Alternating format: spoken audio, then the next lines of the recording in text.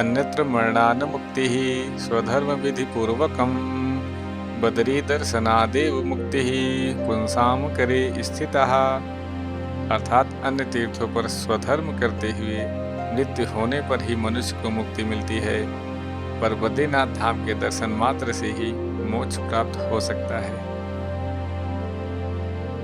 हिमालय के बर्फ से ढके पहाड़ों के बीच समुद्र तल से समथिंग 3100 मीटर की ऊंचाई पर स्थित एक ऐसा तीर्थ जिसे सनातन धर्म में मोक्ष का द्वार कहा जाता है, यह है बद्रीनाथ धाम, भगवान विष्णु का दिव्य निवास स्थान। लेकिन बद्रीनाथ की कहानी केवल एक मंदिर की भव्यता तक सीमित नहीं है। इस स्थान से कुछ किलोमीटर नॉर्थ की ओर, जहाँ से सड़कें समाप्त होने लगती हैं और स्वर्ग के रास्ते की शुरुआत होती है, वहीं बसा है एक ऐसा गांव जहां महाभारत की कथाएं आज भी जीवंत हैं, जहां से पांडव अपनी यात्रा पर गए थे और जिसे भारत के प्राइम मिनिस्टर ने भारत का प्रथम गांव नाम दिया है। तो आइए आपको पहले लेकर चलते हैं स्वर्ग के द्वार माना गांव में।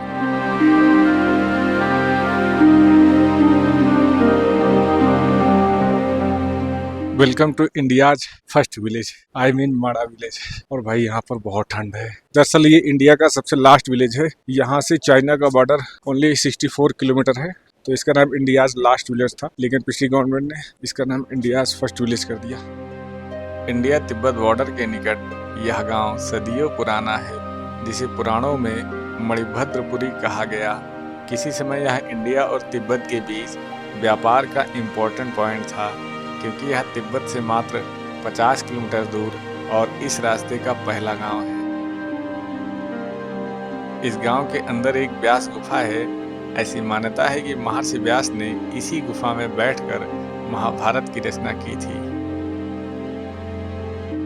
व्यास गुफा से मात्र 100 मीटर दूर गणेश गुफा भी है, जिसमें गणेश जी ने महाभारत को लिखा था।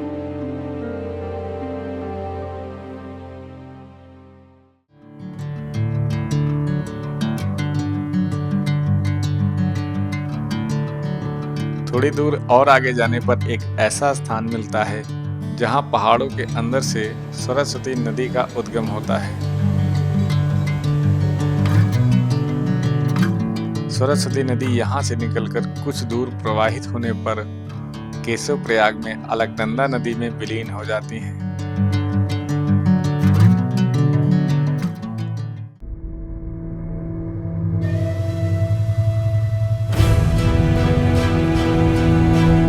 इसी स्थान से पांडव स्वर्ग की ओर आगे बढ़े। पांचों भाई तो सरस्वती नदी को पार कर गए, पर द्रौपदी नदी को पार नहीं कर पा रही थी। तब भीम ने एक बड़ा सा पत्थर उठाकर नदी के ऊपर रख दिया, जिसे आज भीम पुल कहा जाता है।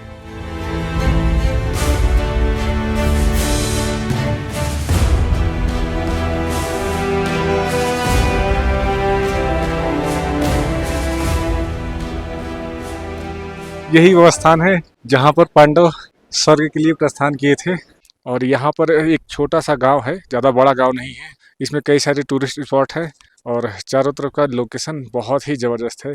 चारों तरफ के जो पहाड़ है, अभी भी यहाँ पर बर्फ जमी हुई है।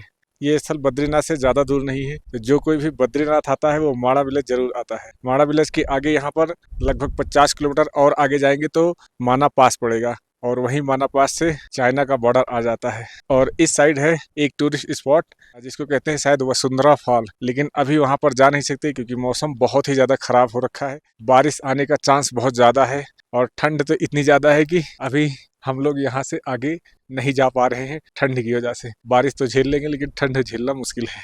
अगर मैं आपको गाइड करूं तो यहाँ पर आप या तो सुबह आ जाइए, दिन भर घूमिए, शाम को निकल जाइए, या तो आप शाम को आ रहे हैं तो यहाँ पर स्टे जरूर करिए। और भाई मैं आपको दिखाता हूँ इंडिया की पहली टी स्टॉल।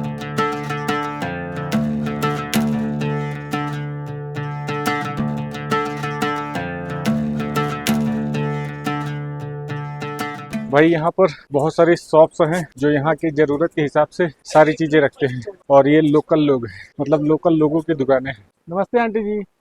आंटी जी, किस चीज के पेड़ हैं ये ऐसा ही जंगली पेड़ है बेटा। अच्छा, कैप ले जाओ, गरम वाला हाँ है। मैं तो सोच रहा हूँ कुछ ले जाऊँ। प्योर ऊन का है। अच्छा, ये प्योर उनका है? प्योर यही यही उनका है, बना रही हूँ मैं। इसमें ये से भी। जो मेरे लायक कोई अच्छा सा हो तो मैं ले लूं। अच्छा, ये वाला ले जाओ, ये कान वाला है। अच्छा, ये कान हाँ, वाला है। बड़ा वाला ले जाओ। ये कितने का है आंटी? ये 250 का है। 250 का। अच्छा, और कोई बच्चे के लिए है? कितनी साल की बच्ची है? 4 साल का बच्चा है मेरा। 4 साल का बच्चा के लिए। लड़की है कि लड़का? लड़का है, लड़का। लड़का है तो क्या ले जाएगा लड़का के लिए?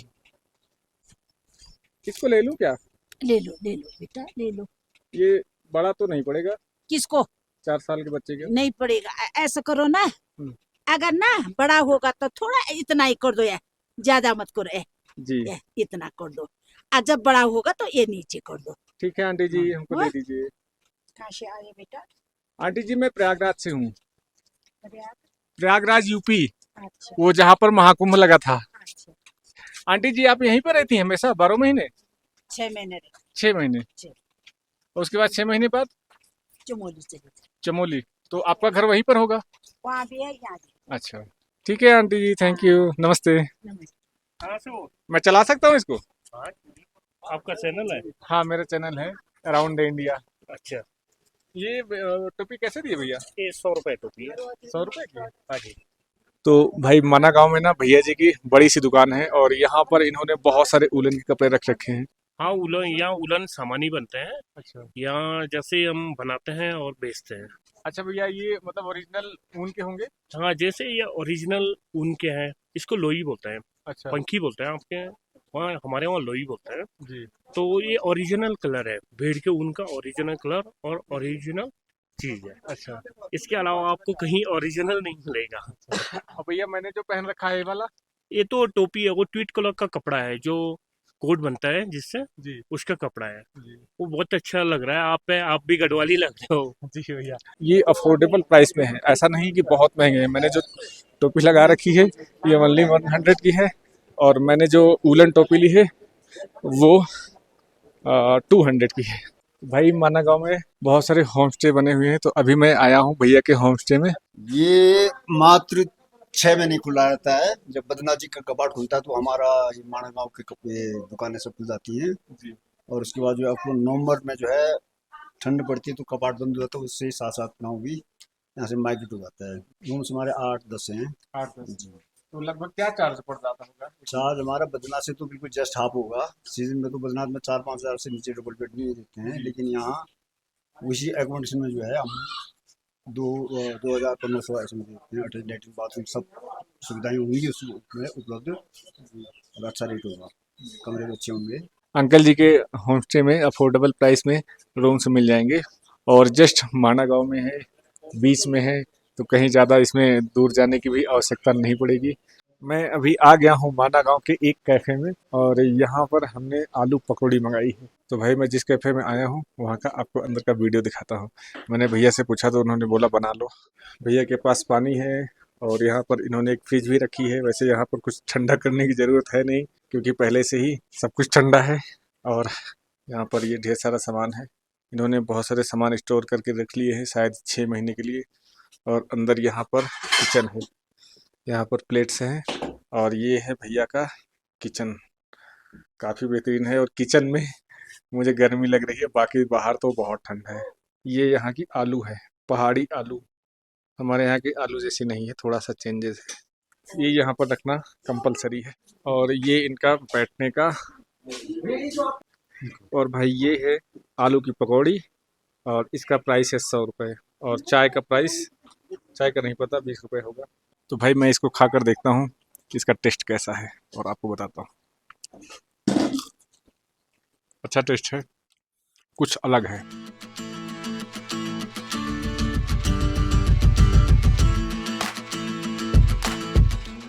तो मैं अभी माना गांव से जा रहा हूँ बद्री विशाल जी के दर्शन करने।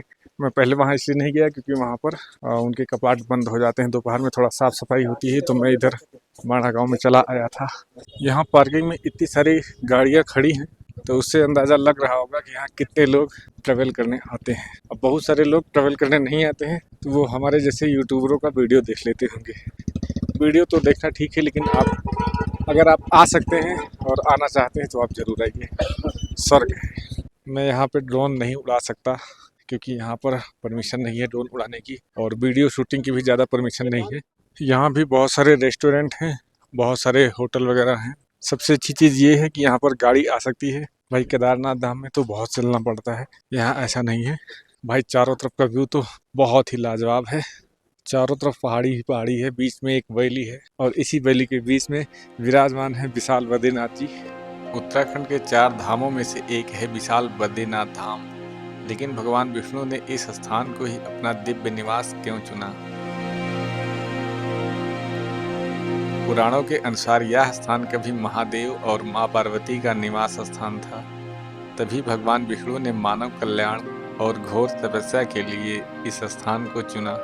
भगवान एक बालक का रूप लेकर इस स्थान पर आए और महादेव से ये स्थान मांग लिया। भगवान विष्णु यहाँ हजारों वर्षों तक ध्यान में लीन रहे और माँ लक्ष्मी ने भगवान विष्णु के ऊपर छाया करने के लिए बद्री अर्थात जंगली बेर का रूप ले लिया, जिस वजह से इस स्थान का नाम बद्री के नाथ अर्थात बद्रीनाथ पड़ गया। आपको मैं एक इन्फॉर्मेशन दे दूं कि रास्ते में तो हमारा रजिस्ट्रेशन चेक हुआ था, लेकिन यहाँ भी मंदिर के साइड जब जाने लगेंगे तब भी रजिस्ट्रेशन चेक होगा। अगर रजिस्ट्रेशन मोबाइल में भी है तब भी काम चल जाएगा, लेकिन आपके पास रजिस्ट्रेशन होने चाहिए और नहीं है तो फिर प्रॉब्लम है। तो भाई अभी शाम को 6 बज रहे हैं और मैं विशाल बद्रीनाथ जी का दर्शन करने के लिए लाइन में लग गया हूँ। यहाँ भी लगभग अभी 200 मीटर लंबी लाइन है और लोग बता रहे हैं कि 1 घंटे में दर्शन हो जाएगा। यहीं पर श्री विष्णु के अवतार नर और नारायण ने भी तपस्या की थी। 8वीं शताब्दी में आदि शंकराचार्य ने इस स्थान पर अलकनंदा नदी के नारद कुंड से श्री विष्णु की एक मूर्ति प्राप्त की और उसे स्थापित कर एक मंदिर का निर्माण करवाया। 16वीं शताब्दी में गढ़वाल के राजाओं ने मंदिर को वर्तमान रूप दिया, जो आज इतना भव्य दिखता है कि नजर हटाने से भी नहीं हटती।